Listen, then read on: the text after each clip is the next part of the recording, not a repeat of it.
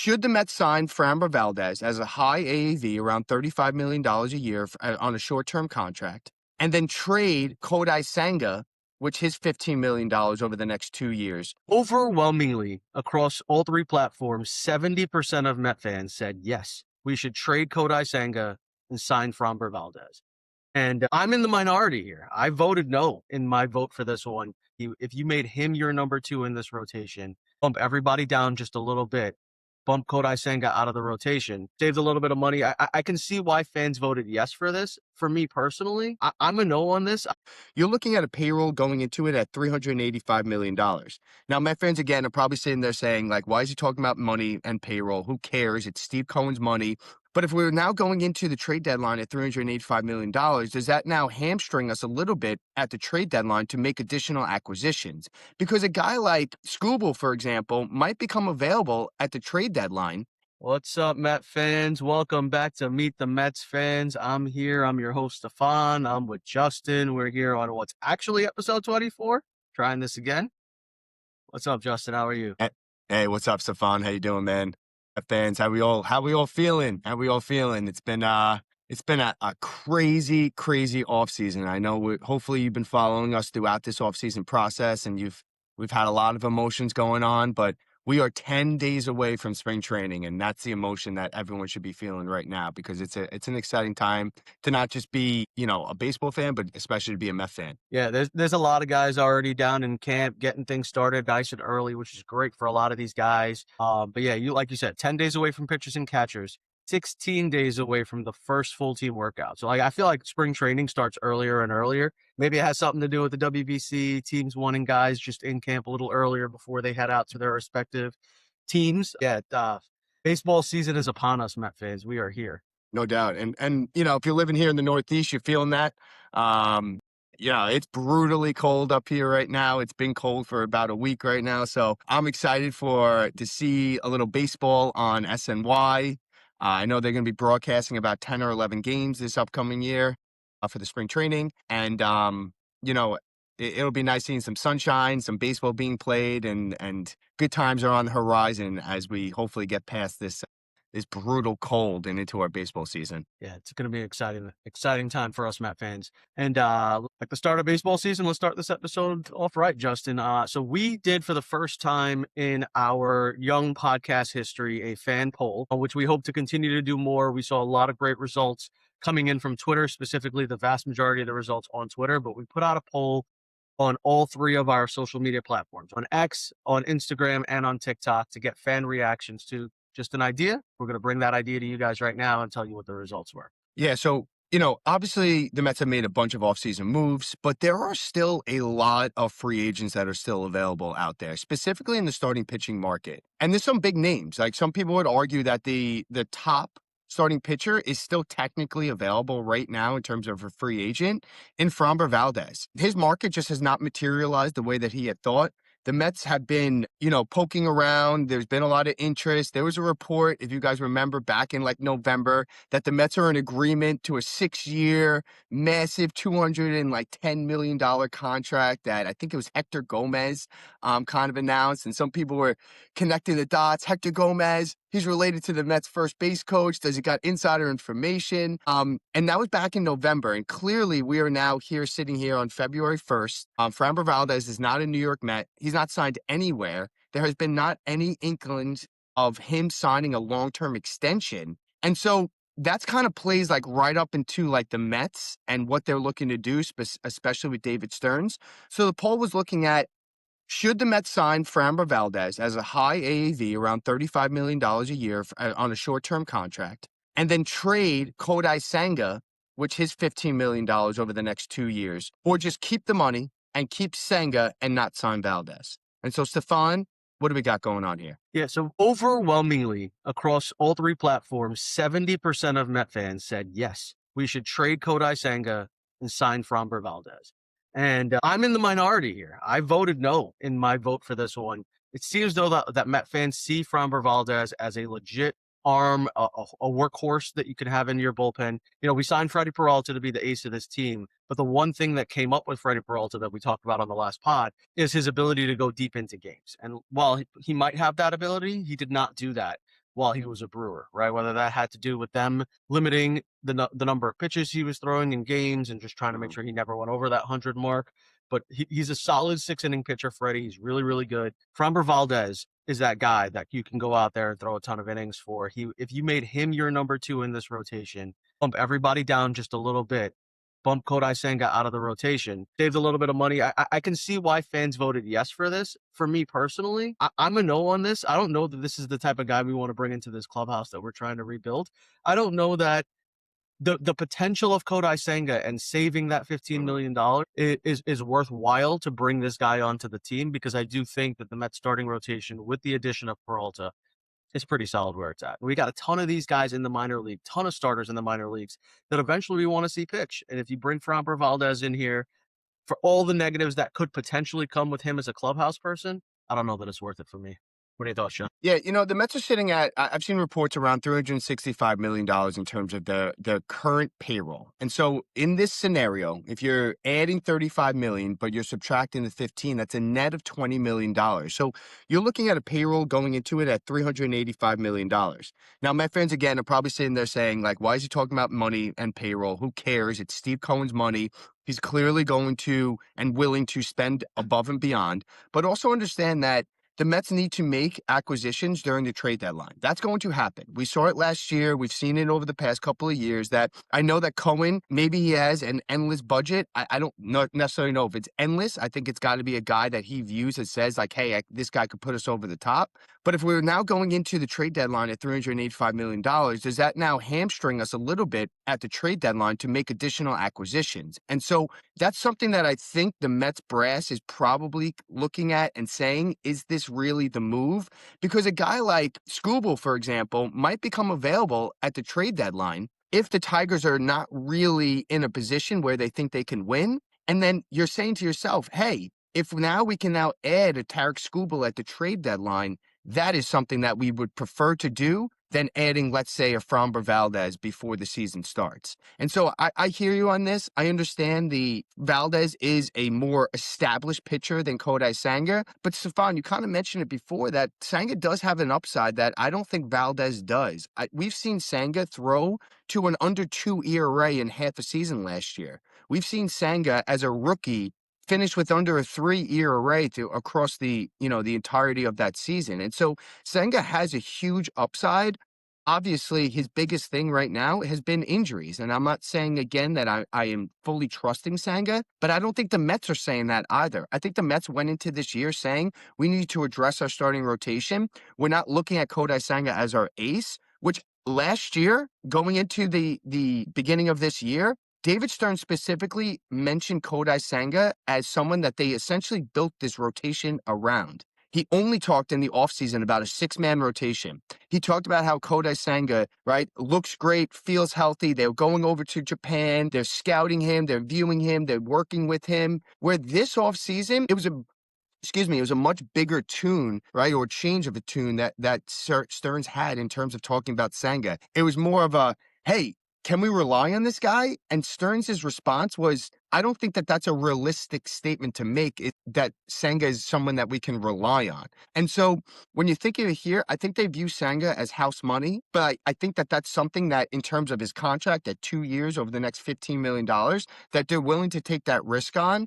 as the starting pitching market is, pretty robust in terms of AAV. Yeah, I mean, that's one of the things you got to love about David Stearns and what he's done with the New York Mets is he keeps it real, right? Like, does he tell us every single thing, every thought in his head? Absolutely not. I was, trying to hold his feet to the fire all off season when we first got started. That, like, what are we doing here? Why do we not know what the plan is? But when things happen on this roster, and it's very visible to us as Met fans, David Stearns doesn't really lie to us about it.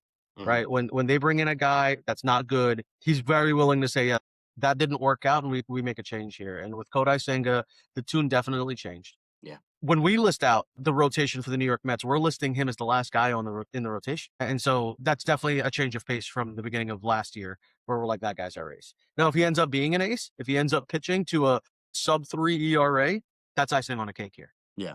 Listen, if the Mets sign Valdez tomorrow, I'm not going to go in this pod and say I'm unhappy. All right, that's not what's going to take place here. I think Valdez is a good pitcher. I think he's reliable. He's extremely consistent. He is someone that is going to be plugged into your 2, to your 3, whether he's behind McLean, right, or in front of McLean. I don't think that necessarily matters. He is someone that can start a playoff game, and you can go into that playoff game saying, hey, we can win this game. Valdez is a really good pitcher. It's just whether or not he is worth that AAV. You mentioned the clubhouse, right? We're going to get to that in just a moment in terms of Mendoza talking about it on various different platforms. He did some interviews. And as of right now, I look at this roster as, I don't want to say complete, but I think in terms of what the Mets are going to be doing, I don't necessarily know that the Mets are going to be making like a big splash like this in terms of another high AV contract with another starting pitcher. Man, and you just saying that and the fact that we're recording this episode right now probably means that's exactly what's going to happen, and we'll have to edit this episode before we go to publish. So we'll see. We're recording at 7:30 this in the morning on a Sunday. We'll be re-recording at 4:00 today because the Mets are going to sign Valdez, no doubt. The next thing I want to jump into is, the next thing I want to jump into is we talked about, Tarik Skubal, right? That someone, maybe he's a guy that might become available at the trade deadline if the Tigers are out of it. I don't foresee the Skubal getting traded before the season. There has been some reporting of some offers that allegedly the Tigers have been asking teams such as the New York Yankees and such as the New York Mets that have been pretty astronomical. The one report earlier talked about how the Mets got a sense that in order to acquire Tarik Skubal, it was going to take the Mets' top 5 guys in their farm system, all 5 of them. Not like, hey, let's pick a couple of those guys. The report was the Mets got the sense that the top 5 guys in the Mets farm system was going to be what it was going to take to get Tarik Skubal. And now this is before the Freddie Peralta trade happened. So you're looking at McLean, Benj, Jet, Sproat, and Tong. Those were our top 5 going into this current offseason, and something that potentially was the ask that by the Tigers. Stefan, what do you think of that? Yeah, that is nuts. Do they realize that he's a free agent at the end of the season and that teams could just sign him? That is an unbelievable request. I wouldn't trade Sproat and Tong to get Tarik Skubal, just the 2 of them. Forget Nolan McLean. That was never going to happen. The Mets were never going to trade Nolan McLean. The idea that he was even being asked for is wild. And even if you took him out of this trade, Benj, Jet, Sproat, and Tom, those 4 alone wouldn't happen. That's crazy for a guy who's going to be a free agent. Now, I understand that Tarik Skubal is the ace, right? He's the ace of aces. He's the best pitcher in baseball. Yep. The guy is legit. He's not that legit. He's not that good that you're going to trade your entire minor league system that you spent millions of dollars building and so much time and effort to try to construct a minor league system. And that's what the Mets have always, that's what the David Stearns Mets have been about, is building a consistent winner through the minor leagues and having these guys come up and contribute. We're there. We're finally at that point where we're going to see the fruit of the labor. The Mets are not going to trade the entire minor league system to get one guy that's a rental. Yeah. I'm with you on that. I don't think any Met fan sitting here saying you guys are morons, you guys are idiots. You should give up whatever it is to get Skubal. He is the best pitcher. That's astronomical. If that is what it was the sense of, even if, like you mentioned before, even if it was a top 4 guys, that's just not something that David Stearns was even going to explore, which is why I think they pivoted to Freddie Peralta. I think that was pretty clear, is that giving up 2 of those guys for Freddie Peralta, I think was a stretch for him, which is why the Tobias Myers was added to that deal. I think a little bit of reliability in that sense, and someone that they can now utilize in multiple aspects, whether it's a bullpen or the starting pitching. And again, I just don't think Skubal is going to get moved, because I'm sure from the Tigers' perspective, they said, sure, we'll trade Skubal. You give us a crazy return and we're willing to do it.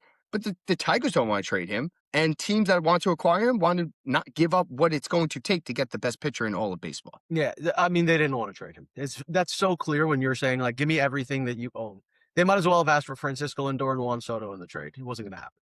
Yeah, that's like you're trying to do work on your house, right? And someone comes in and says, like, hey, how much is it going to cost to do the kitchen? It's like, it's going to cost you $100,000. It's like, well, what about X, Y, and Z? That guy doesn't want the job, right? That's pretty clear, right? Like he is giving you a number that, hey, if you're willing to take this number, he's willing to do it.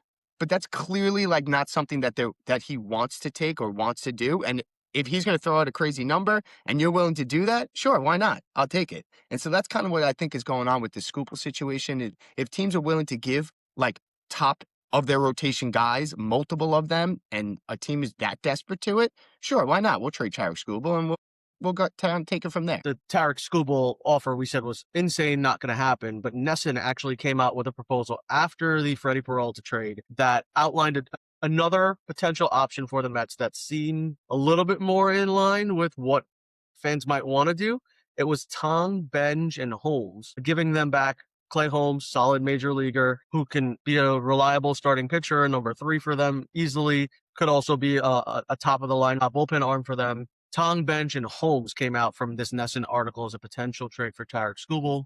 Thoughts on that? Yeah, I mean, it's obviously like that's a little bit more realistic. When we look at what Freddie Peralta just took, it took Jet and Sproat, who were not even close in terms of rankings overall, in terms of Tong and Benj. Those guys are much more highly touted throughout MLB in all of the rankings, right? There's a whole bunch of prospect rankings out there, right? And you kind of compile them all together and you try to figure out like what's actually legit and what's not legit.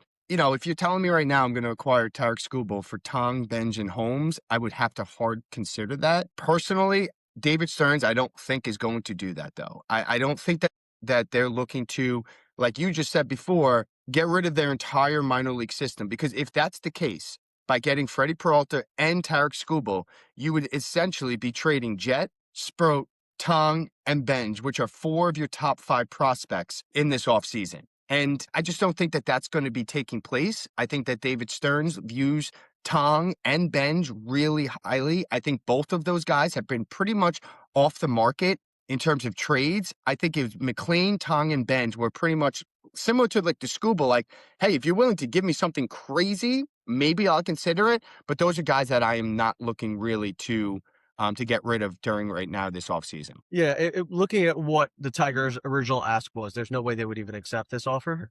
But I also think there's probably no way the Mets make this offer. I mean, it would give me pause because I would be trading all of those guys away. You're right, the minor league system, but for 2 rentals, not 1, right? Like for 2 guys, and then that would be the immediate win now mode. We're looking to win the World Series. We have these 2 guys on 1-year deals. We need to win the World Series now. And it would make the Mets starting rotation by far the best starting rotation in all of baseball. Yeah, I mean, you're talking about that's where you got to give yourself pause. Yeah, for sure. I mean, you're now competing with the Dodgers in terms of starting pitching. You're now competing with the Boston Red Sox, who have really improved their starting pitching. Forget about their offense, right? But their starting pitching is elite, the Boston Red Sox. And so I'm with you on that. It definitely is something that, like, wow, that's a little too tantalizing, but I don't think it's realistic. I don't think that that's going to be enough.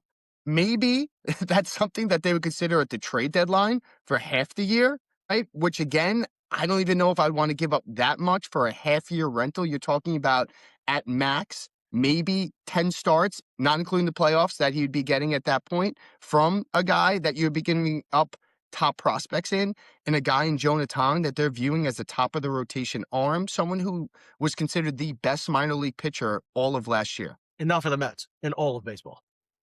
No doubt. So you mentioned before the Mets farm system, they still bolster. They got rid of a lot. Jet and Sproat, no doubt, was a big package that the Mets got rid of in terms of, acquiring a starting pitcher. Was it necessary? We all kind of sat here. We're all happy with it. We're hoping that there maybe is an extension. We'll get to that in just a moment. The Mets still bolster one of the top prospect systems in all of baseball. I've seen rankings where the Mets were like 1 or 2. And then after the trade, they dropped down to like 5, 6. But they still have some of the top prospects. And we're looking at McLean, Tong, Benj, AJ Ewing now. In terms of these prospects are still like 4 of them in the top 31. And that was coming from, was that ESPN, that top 100? That kind of boasted those. Yep. So, that's obviously it's a reputable site. It's a legit ranking system. A lot of these guys are really high. And I think the biggest surprise was that AJ Ewing was sitting at number 28, above Jonah Tong, who is someone that we've all just been discussing over the last X amount of times. Yeah, I mean, there's been a lot of talk this offseason about AJ Ewing and talking him up, and maybe ESPN is listening to a lot of that talk. But I'm shocked by this ranking, not because the Mets have 4 of the top 31 on the ESPN list, but because of how low Jonah Tong is. It almost seems as though his stint at the major leagues last year hurt him rather than helped him. He won the Minor League Pitcher of the Year award in all of baseball, yet is now dropped completely. He was, correct me if I'm wrong, Justin, wasn't he the Mets' #1 prospect? Starting last year, wasn't he ahead of Nolan McLean in the Mets minor league system? I mean, if he wasn't ahead of him, he was right there. He was a guy that has been highly touted, someone that has been, you know, a guy that they've been really excited for now for over the last couple of years. So yeah, if he wasn't one, he was two, right? So like, he was right there. And I'm with you on the Yeah, Tong so I'm ranking. just shocked to see him drop like that.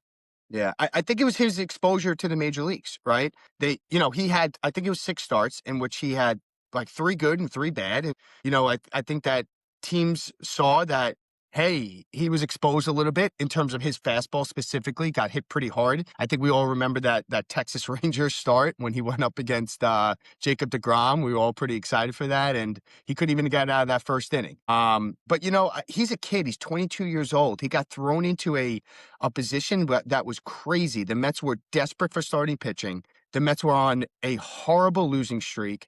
The Mets, as a team, just were not a good team, especially during that time. And Jonathan was asked to come into the situation where he already threw 150 innings in the minor leagues and then was like, hey, we also now need you to throw high leverage situations over here in the major leagues. And I just don't think he had it, right? And I don't think it's a fault of like him as a skill set. I just don't think that the Mets put him in a proper position. Yeah, for sure. And I completely, if Met fans, if you're looking at this saying like, we're this conversation sounds like we're negative on Jonathan and baseball's negative on Jonathan. He's still listed as a top 31 prospect in all of baseball. So this guy's legit. I think very likely he's going to be up here this year, contributing to the major league team, probably by the All-Star break. So we'll really know what Tong and Bench have, because I think both of those guys are going to be contributors to this team this year. And it's going to be exciting to have these young guys play. Yeah. Let's get into our next headline. It actually involves Jonah Tong, right? Jonah Tong right now, we're all really excited for him. And he announced that he's actually not going to be participating in the World Baseball Classic for Team Canada. He kind of said, I need to focus on like the Mets and getting into camp and getting myself ready for this season coming up. I think he is someone that is looking at it and saying, hey, I can make the team out of spring training. I need to prove to them that I am capable of doing that. And so I think he's making a really good decision, something I'm obviously really happy with, that he's not participating in the World Baseball Classic, selfishly. And then the other big headline was Francisco Lindor not being eligible to play in the World Baseball Classic for Team Puerto Rico. Yeah, just so on the Tong real quick, it makes total sense for him not to go. I think it made more sense prior to the Freddie Peralta trade for him not to go, because I think the likelihood of him making the starting rotation was greater prior to the Freddie Peralta trade. Now that the Peralta trade is made, do I think that Jonah Tong is going to walk out of spring training with a roster spot? I don't. I don't think he's going to do that. I think he's going to go to AAA and own his craft there. And there will be a moment where he comes up and helps this team. Now that's barring injury, right? Like, and injuries happen. That's the nature of the game. That's the nature of the beast here. If there's an injury on this starting rotation, which is very, very possible, there's a lot of question marks in this starting rotation. Jonah Tong is going to be right there. He's going to be in spring training, working his behind off, hopefully trying to make one of those spots. So I don't think he's doing the wrong thing, but I do think the likelihood of him making the roster is a little bit less than it was prior to the Freddie Peralta trade. Yeah, On no doubt. Francisco Lindor, it's sad. I think that a lot of these guys really enjoy playing in the WBC. I think that Lindor views himself as a potential captain of that team, and not being able to play probably hurts a little bit. It seems like it hurts so much so that Team Puerto Rico is willing to pull out of the WBC because of the number of guys that are being limited by this insurance stuff. So what happened was Lindor had a minor procedure to clear up some loose bodies or whatever it was. Yeah, his elbow. Not a major Yep. procedure at all, going to be fully ready for spring training.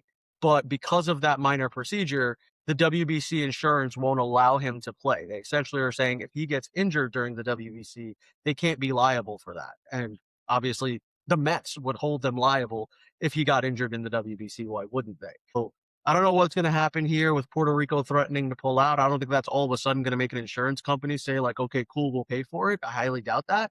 So we'll see what happens with Team Puerto Rico. Very likely that Francisco Lindor is in camp, and I don't think that's a bad thing at all. Yeah, I'm less concerned with position players playing the WBC than I am with starting pitching or any type of pitcher. I think Lindor is going to get his swings in the camp. I think he's going to obviously like go through his routine.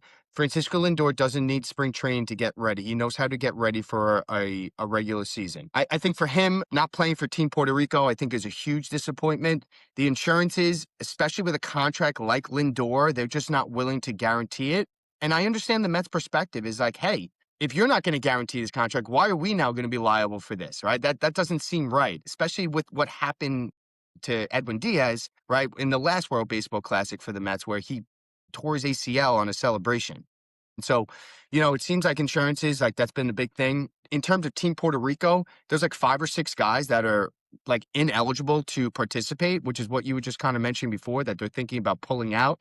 You got Lindor, Correa, Berrios, and like 3 or 4 other guys. And so, I feel bad because I know that MLB is really excited for the World Baseball Classic. I think baseball fans are excited for it. I think like countries like Puerto Rico view this as a huge event, and to not see your team being able to participate in it, or at least at full strength, I understand why they're considering pulling out. And so, I think it's a bad, I don't want to say it's a bad look for baseball. I think it's a disappointment for baseball that, a team like Puerto Rico and stars like Francisco Lindor are not going to be able to participate. Next up here, Justin, we did mention that we have some more to talk about with Freddie Peralta. He had his presser with the New York Mets, his intro conference. For me, I thought that conference went really well. Super nice dude. Very, very passionate about being a New York Met. It came across in that. He talked about like his childhood and being a Met fan growing up. First MLB stadium he ever went to was watching a Mets game.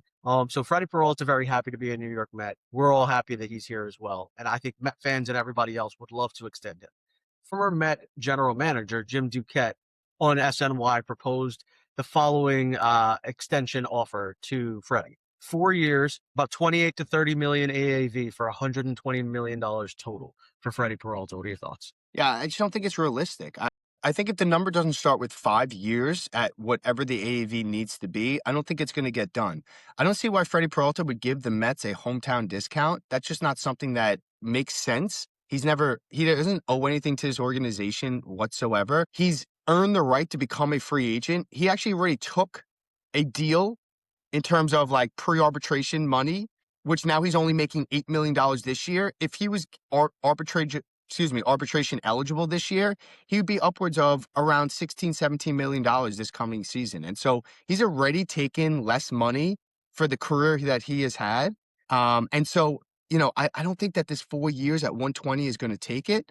And so for the Mets, would you love that? For sure. I think it's got to make sense for both parties, though. I don't think we're going to go into this negotiation saying like, hey, can you give us a good deal? We really like you. You really like us. I know David Stearns really likes you. You have a relationship with him.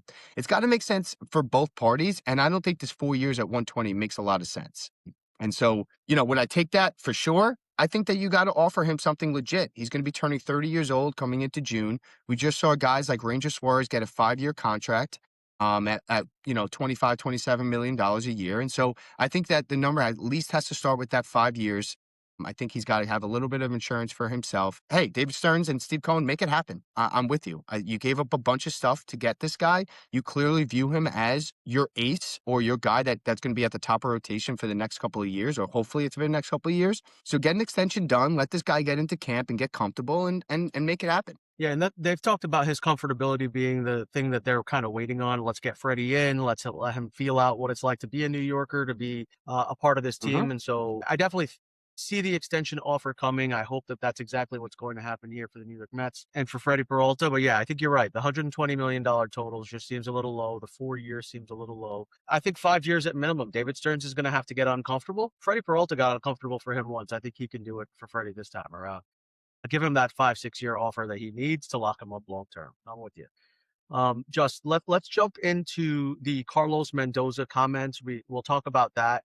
Then we'll talk about the New York Mets roster, the 26-man roster, and what that's looking like before we wrap up here. Yeah, so, Mendoza came on. He was asked specifically about, like, where do you see this lineup going with Lindor, Soto, and Bo Bichette? And right away, he jumps in and talks about how he really likes and has played with a couple of different things, but it's been pretty consistent in terms of Lindor 1, Soto 2, and then Bo is going to be 3. He then briefly talks about Polanco 4, and then he he said Simeon, right? Maybe at number 5. And so it was pretty clear that like those 3 guys, and that makes sense. They need to be coming up in that first inning in some type of order, getting the most amount of bats throughout a game in terms of Lindor, Soto, and Bo Bichette. And so however that order happens, those 3 guys clearly need to be the first 3 guys that are getting the most amount of at bats. Yeah, for me, I would love to see Juan Soto lead off because I just think that he's not going to get pitched to, and I think Bo Bichette is a decent protector of Juan Soto. He's not Pete Alonso. He's definitely not Aaron Judge. So if I'm most teams, I'm walking Juan Soto, especially in a situation where this like base is empty, right? Why would I ever face Juan Soto? So if you bat him lead off, he gets on base and steals second base. I think that's you're starting off with the Manfred rule. You got a guy on second to start every game. And so for me, I would bat Juan Soto 1, but maybe Carlos is looking at this as Juan Soto protecting Francisco Lindor and giving Francisco Lindor pitches to hit. And so I think that that's a legit thought by the manager here. I also think though those 3 guys batting in any order is going to be solid. So I'm with it. Let's go, Carlos. We'll see how the rest of that lineup shakes out. I honestly think that a lot of those guys that are going to hit lower in the lineup right now very easily could move their way up the lineup and bat 4 or 5 in this easily. Yeah.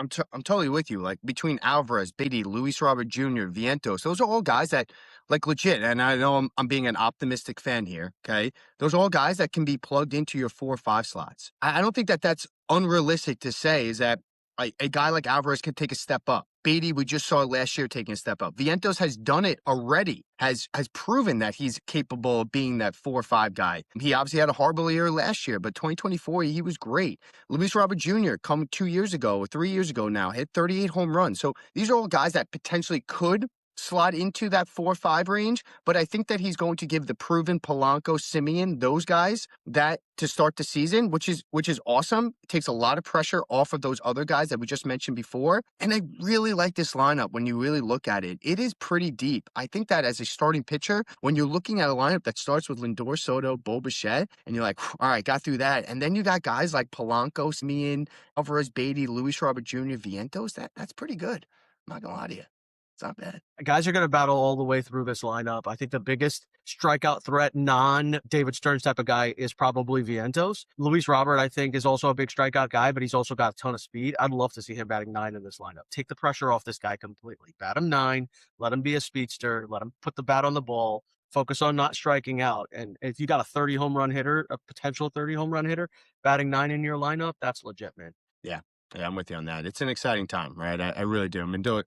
Carlos Mendoza's got to be looking at that line saying, wow, I think this actually might be a lot Salivating. better. Yeah, he's got to be. He has to say it's better than last year's. It has to be. They have more proven veterans that are going to now be in this lineup. It is, again, when you're looking at like lefty-righty splits, the Mets have done a really nice job of breaking up consecutive lefties or consecutive righties. I think it's a lot more balanced, this lineup. And I think that kind of jumps us into our next segment here, which is basically the 26-man roster and what it's looking like. And, hey, are there any like additional acquisitions that can possibly be made here? Yeah, Justin. So, fans, you guys are looking at this roster right now for our listening audience only. We've got the starting lineup pretty much set with Alvy batting, not batting. We're doing this in position order. So Alvy's at catcher, Polanco's at first base, Semien at second, Bo Bichette at third base, Francisco Lindor is your shortstop. We're putting Brett Beatty in left field, and we'll talk a little bit about that in a little bit. Luis Robert Jr. is obviously our center fielder, Juan Soto in right, and we're listing Mark Vientos as the DH.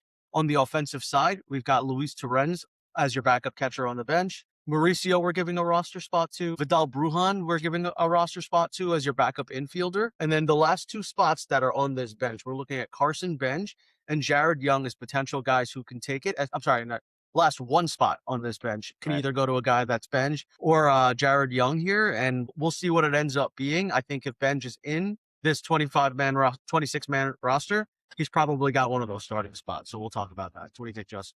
Yeah, I think if Benj is making this team, he's not going to be sitting on the bench. And so you would kind of switch in. You would now have Benj going into left field for Beatty. Beatty then would either be platooning with Polanco at first base and DH, or Vientos platooning. And so you would have a situation where it'd be Benj in left field, Beatty at DH, alternating with Vientos, but also alternating with first base with Polanco. You know, after the signing of Bo Bichette, David Stearns called Brett Beatty allegedly and said, hey, we're looking to get you 500 at-bats this season.